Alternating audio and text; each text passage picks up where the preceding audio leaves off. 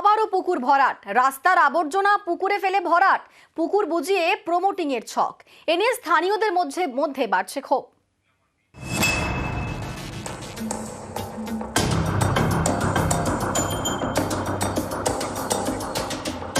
উত্তর 24 পরগনার পানিহাটি, এখানে আবারও পুকুর ভরাট।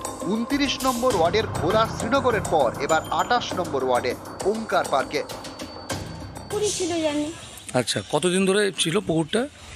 আমরা তো ছোট থেকেই দেখেছিলাম। তারপর কি হলো? তারপরে তো পুকুরটা অনেকের কারো ভাগটাক ছিল এসব, পরে ক্লাব কি করেছে আমি সঠিক বলতে না, পারি না। এখন কি দেখতে পাচ্ছেন? এখন তো এই যে মাঠ হয়েছে আর ওইখানে ময়লা ফেলে ওখানটা বোঝানো হবে। গত 1 মাস ধরে পানিহাটি পুরসভা এলাকার ভাগাড় বন্ধ, ফলে নোংরা জমছে রাস্তার পাশের ঘাটে। অভিযোগ, এই পরিস্থিতিকে কাজে লাগাচ্ছে ওঙ্কার পার্ক এলাকার জমি মাফিয়া। তাদের নজর পড়েছে এই পুকুরের উপর। আবর্জনা ফেলে ভরাট করা হয়েছে পুকুর, তারপর প্রমোটিং এর ছক।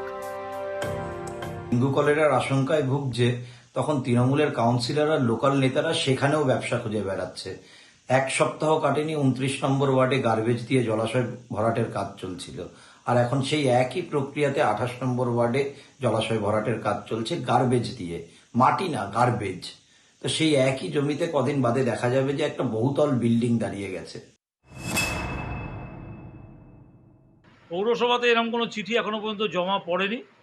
যদি পড়ে অবশ্যই এটা আমরা তদন্ত করে দেখব। যদি এরকম কোনো হয়ে থাকে অবশ্যই আমরা এটাকে সঙ্গে সঙ্গে রুখে দেওয়ার ব্যবস্থা করব এবং জলাশয়কে জলাশয়ের জায়গায় ফিরিয়ে দেওয়ার ব্যবস্থা আমরা করব। পৌরসভার ভূমিকা নিয়ে প্রশ্ন তুলেছেন এলাকার স্থানীয় বাসিন্দারা। কেন এই জলাশয় ও পুকুর ভরাট বন্ধ করা যাচ্ছে না, তাই নিয়ে সরব হয়েছে বিরোধীরা। পানিহাটি থেকে সুবীর দে, নিউজ 18 বাংলা। কলকাতায় থেকেও জলের সমস্যা দীর্ঘদিনের। বেহালা এলাকায় 123 নম্বর ওয়ার্ডের সেই জল সমস্যাই এবার মেটার পথে। তৈরি হচ্ছে জলাধার।